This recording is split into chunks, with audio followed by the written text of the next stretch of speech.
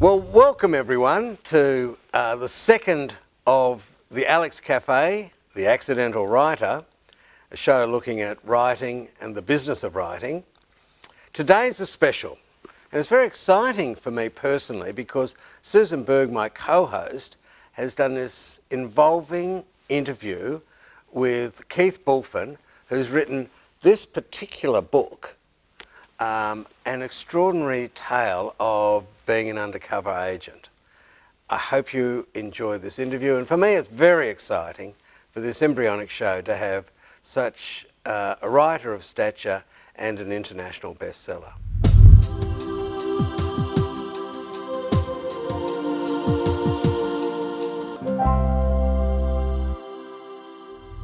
Our next guest is the author of an amazing book, Undercover, which is a story about events that happened in his life. This book was at #1 for 22 weeks in a row and is a national bestseller. So welcome, Keith. Great to have you here. Thank you, sir. A pleasure. Tell us a bit about your life in this book. It just is mind-blowing. I know. It's an interesting how it all started, but yeah, can I lead into that? Please, please. Okay, I ran an investment bank in Melbourne, and one day this property developer phoned me from Brighton and said, I have a client for you who wants to bring in some money from overseas. He's been renting my house, and he and his family are established here. They've got two daughters at Mandeville Hall and a son at Xavier. So I was introduced to this guy and met him. He was a coffee importer from Central America, and so he wanted to bring in some money to buy a house in Kew, which is closer to where the schools were. And so we had meetings, met in coffee shops, restaurants, invited to his home. We established a good sort of friendship. Then one morning at 7 o'clock in the morning, I had a knock on the door, and I opened the door to find federal police and DEA attaché from the American Embassy, FBI attaché, federal police from Mexico, the state police, saying, we would like to have a word with you.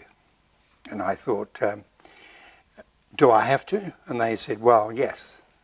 And to cut a long story short, the guy that I was introduced to, who lived in Brighton, was a fugitive from Mexico, and he was the main banker for the drug cartels, and he was the key to their financial operations. And in addition to that, the US government bailed out Mexico in '94 because they had a financial crisis. They devalued their currency against, that's the peso, against the US dollar. And so they had to get a rescue package from Washington, and the money was sent to Mexico to prop up banks. And this particular man owned 3 banks, which were the washing machines for the cartels. He had a very good friendship with the president of Mexico, so they transferred just over $1 billion to prop up his banks. Gosh. And it went to Switzerland, that money, disappeared, and as a consequence, it has never been found. And so he moved to Switzerland on the run, from Switzerland to Spain, back to Switzerland to France, and then to the Guinean Republic, and then finally arrived to Melbourne as a coffee importer under a false passport. So they had been tracking him and had him under surveillance, and then felt, because of my relationship, and I was a banker, someone in Washington thought, wow, if we can get him to become the next banker for the drug cartels, we would have the key to their financial operations. How do we engineer that? And then that's when I had to knock on the door.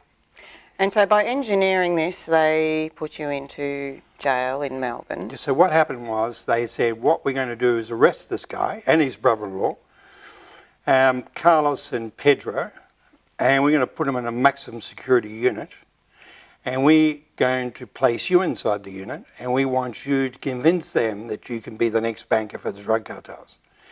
And if you don't, we can make your life a misery. I said, really? Okay.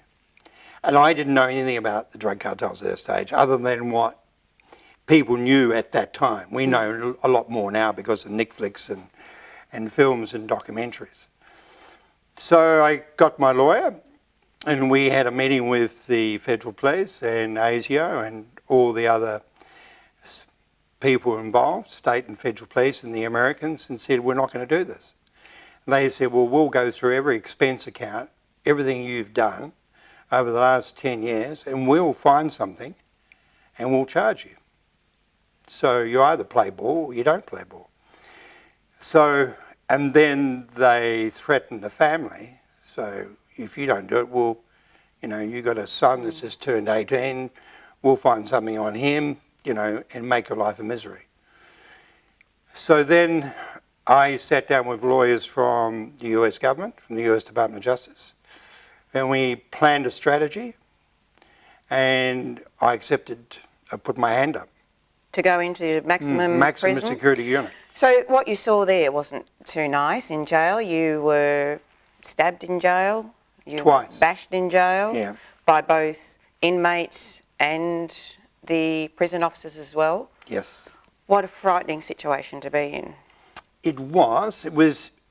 As 60 Minutes did an interview on me, and they said that if someone commits a fraudulent act, mine was a made-up one, a conspiracy to defraud over a valuation of a property.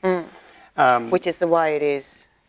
Correct. In the book, yes. And they said that, you know, you would spend your time in a farm somewhere, stuck out in the country, not in a maximum security unit in a maximum. So I was in a unit, Series East, which had 20 inmates, 17 never to be released, and 3 bankers, 2 Mexicans and myself. So wasn't a coincidence. But to get there, you had to go through, you know, you just can't be plonked in a... You have to build their trust and be legitimately in there, or for them to believe it, to trust you, to then plant you in with these drug cartels in Mexico. Tell us a bit about that, getting in and becoming their private banker. So what actually happened was that, and it was quite interesting because I was placed in the unit and then couldn't be allowed out, other than sneaked out at 2 o'clock in the morning, having meetings with the DEA attaché and the DEA and the FBI. And basically they were recording conversations that the Mexicans were having, and they said my relationship with them was building, and I had a good relationship, and one where there was an opportunity for me to go to Mexico to be a banker. So, and what transpired is that the stabbings were all sort of engineered. I mean, they weren't, you know, I mean, one was an idiot that just come, you know, I looked at him the wrong way, so he stabbed me in the back. So I ended up 2 days in hospital with that. And the second one was, you know, they grabbed my hands and then belted me with a broom handle. So it's all part of the learning experience. But I'm an old rugby player, so you know, rugby players are used to this sort of thing. Not stabbing, but so I bounced up and just took it on the front. But the point was, I went through this experience because my family weren't touched and weren't. They were protected as well, protected by the federal police 24/7. So then going over to Mexico and being involved in some very atrocious, horrific violence. Tell us a bit about going through those experiences. Well, I think that, so anyway, when I was released, I was immediately on a plane into San Diego. And so at that time they said, right, now you cannot have any further association with your family. So your family be in Melbourne, we will protect them 24/7. We will have police in the house all during that time and surveillance teams. But your relationship with family has to finish now. If there's an urgent meeting or that, we'll arrange that telephone call, but it'll be monitored by federal police in Australia and ourselves. But now you need a new family, because when you deal with the drug cartels, they need to know who your family are before they deal with you, because the first thing they do when something goes wrong is they snatch your family and murder them. So once again, I had this sort of basic understanding, but the DEA, that's the Drug Enforcement Administration, worked on the assumption the less you knew, the better off you were to cope with situations. So they didn't fully brief me. So when I went to Mexico the first time, I was picked up by Carlos's people because I had to do something for him. And as a consequence, arrived in Mexico City, and the airport was crowded, and his bodyguards arrived on the scene. They were in, not like in the movies, they're in suits, but they're carrying weapons. And then I'm marched upstairs. I can't speak Spanish, they can't speak English. And then there's a convoy of 3 vans. I'm in the middle one, and there's, a van in front of us with guards, like 8, and 8 people in the back, and they have 2 on motorbikes, and then you go off to the office. So that was, I couldn't understand Spanish, I didn't know what was happening. And at that time you're thinking to yourself, do they know that I'm working for the DEA? Do they know I'm an undercover agent? Is my life expectancy going to be short, like in the next 24 hours? I must say that before I caught that flight, I had a Skype meeting with the Deputy Director of the DEA from Washington, who said to me, just a bit of understanding, Keith, the life expectancy an undercover agent for the DEA is 6 months. Oh. You're either dead or we pull you out. I lasted 4 years. Wow. So the thing was that horrendous. These people are brutal. Yes. And they kill people for a living. I mean, for entertainment as well. And so they have drug wars between different cartel groups. So there's, and I witnessed that. I witnessed executions. And you have to sort of get involved, see it, witness it, and try and hold your emotions in. At times, extremely difficult. So it was, look, and I did everything. I was acted as professional. So I dressed as a banker, and I had to be better at laundering money than anyone else that they had used. So I would spend days and nights trying to work out different money laundering techniques and getting them approved by the DEA office regional office in California and then into Washington, coming back and say, yeah, you're good to go.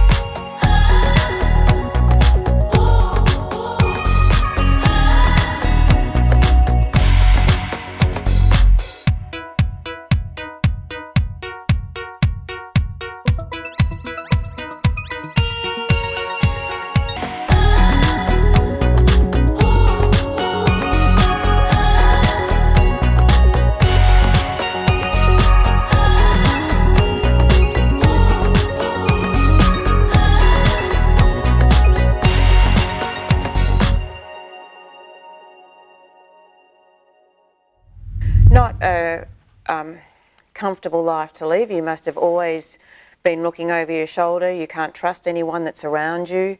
Coming back into normal society, back into Australia, how do you get back into society?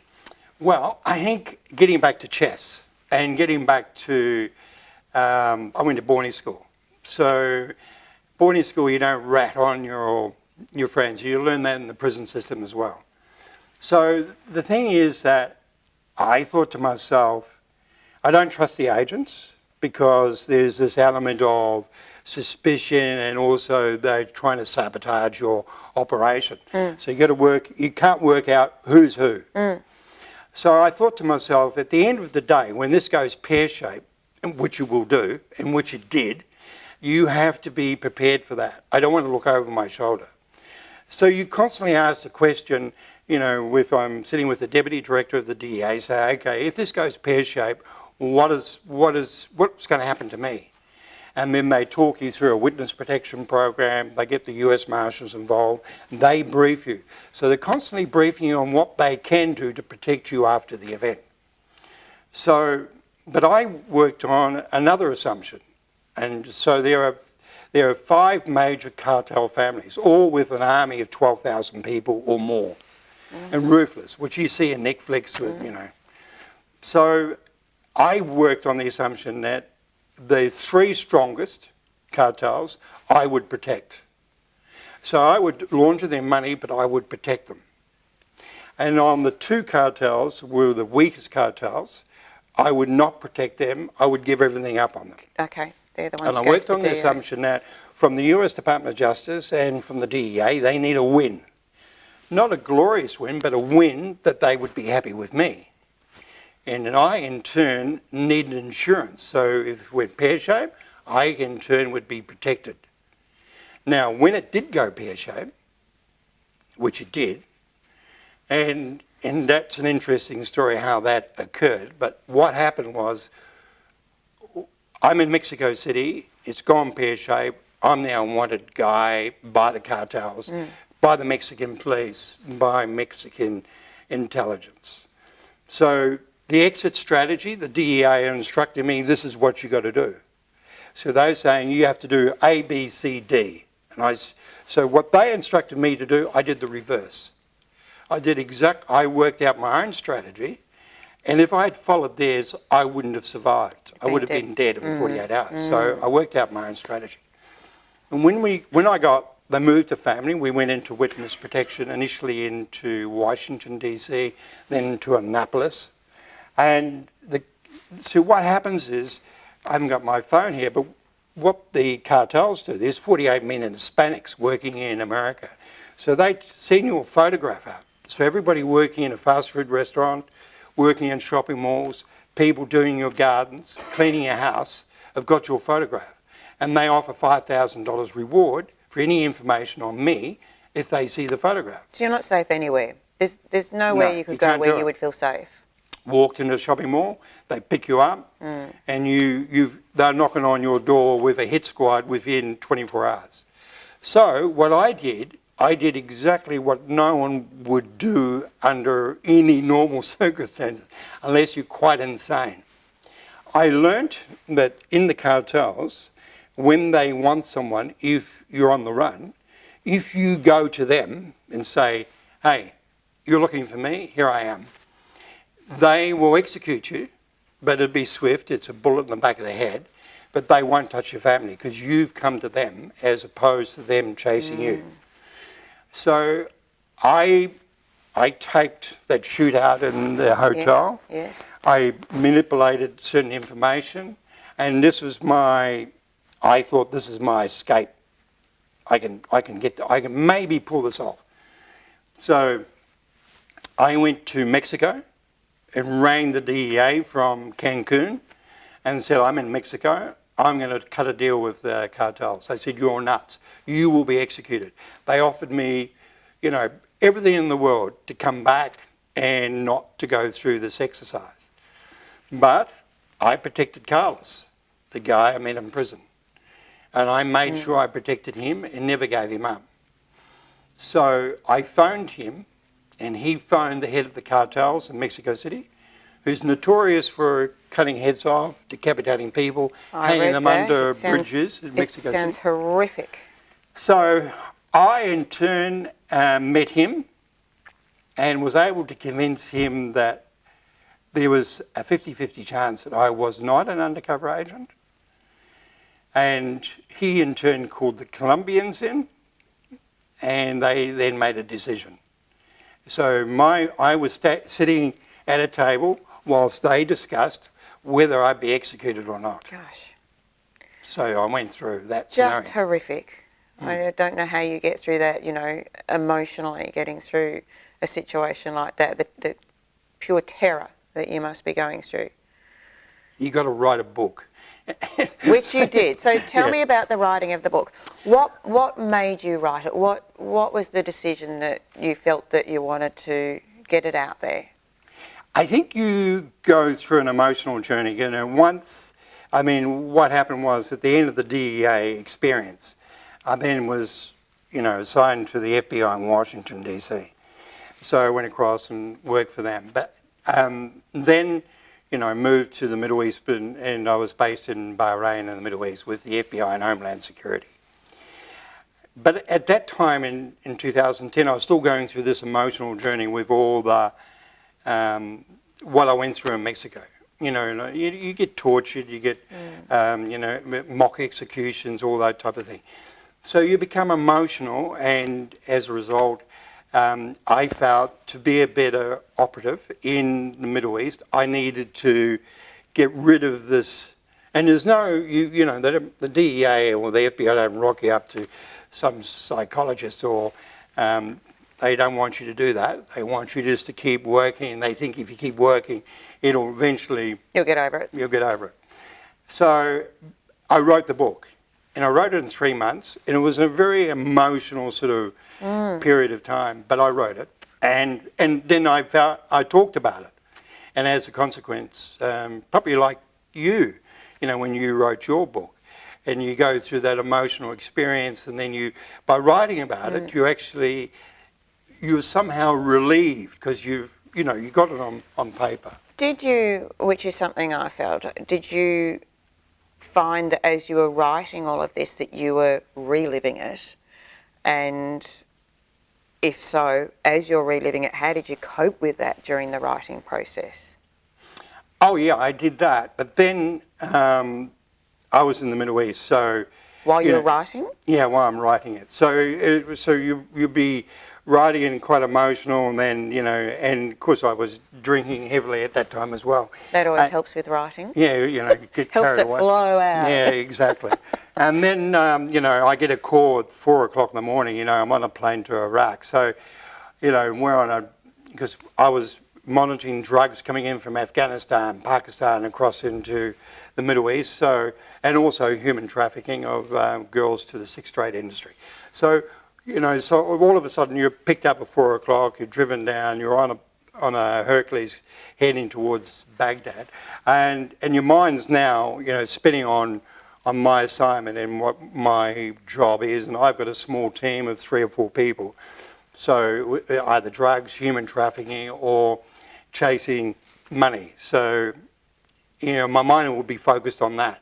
And my mind about the book and the emotional journey would suddenly disappear. I had to be fixed on what I was doing. But what about when you were fixed on writing your book? So while you were writing, how did you deal with having to relive it? You just do it. You just do it. Okay. And the family I live with, who became my family, was a German girl and her 3 children, aged 9, 7 and 5. So they in turn, it destroyed her. She... Was she brought into this role, or was she someone you met along the way and was an innocent party to the circumstances of... This is why the book is, why everybody in Germany is going ballistic by it, because I've provided this information. So what actually happened was, she was 36 years of age, 20 years younger than I was, and she had, as I say, 3 young children. Her husband at the time had an affair with a 17-year-old girl at the university. They're both professors at university. And it blew up. And they separated. And so she went home with the children, but she no longer had a job. She thought she needed to get out of Germany and start a new life. So she in turn applied for a role which was advertised at San Diego State University. So she was applied for a job as a medical professor in medical science. She was offered the job, and they sent her a contract. And as it turned out, which I was unaware of at the time when I wrote the book, I have since am aware of what transpired, is that the DEA at that time were trying to work out a family for me. So they in turn decided, let's look at people who have applied for working visas in America. We need a family. And they identified this family coming into San Diego. So they went to the university and said, we want you to send this girl and tell her that her contract, her offer of employment, it will be withdrawn within a week unless she gets a visa. So the university did that, and what happened was she received this notification. She panicked, emotional, rang the US Embassy in Berlin, went from Frankfurt to Berlin in a terrible state, saying, well, she needs this visa, and what they said to her. And you think these things don't happen, but in real life they do happen. So they called her upstairs, which she thought was rather strange. She went upstairs and invited in, and there was 4 or 5 people in the room. And they said, we've got some good news for you. And the good news is that in this file, we've got what our agreement we would like you to sign. And if you sign this agreement, you are on a plane tomorrow to San Diego. Your visa for you and your children will be issued today. We will give you money to put on a deposit for renting a property, and we'll buy a car for you and pay for all your expenses. And she said, what's the catch? And the catch is you have to come a family of an Australian guy. His name is Keith, and he is going to be a banker to some wealthy business people, and we'd like you to be that family. Weighing up the options, no visa, no work, to what had been offered, she signed the contract. She arrived on a Friday afternoon and was put in the Holiday Inn at La Mesa, next to the San Diego State University. I arrived at 8:30 the following morning on a flight from Melbourne via LA, got a commuter flight down, and because I'm a swimmer, they said, we want the German family in the pool by 8:30, and that was all engineered. So you had all these agents making the kids get down onto the pool, and her name is Claudia in the book, not a real name, but put her in the pool. She was in the pool, they set it all up. I arrived, they unpacked my suitcase, gave me the swimming gear, said, you're a swimmer, get down and freshen up. After a 14, 15 or 16 hour flight that I had from Melbourne to LA through customs, and that's how I met her. So you thought it was genuine when you met her, you didn't realise that it had all been orchestrated, you just thought you were meeting someone in a pool, is that right? Thought I was, yeah. You thought, I'm looking pretty good, I'm looking sharp. Pretty good, yeah. Exactly. Thought all of that wasn't the case. So your other books are to be released next year, is that correct? Yeah. All right, well we look forward to those all coming out, and we look forward to the movie as well. So we thank Keith for being on today, and I encourage you to go and buy the books and watch the movie when it's out.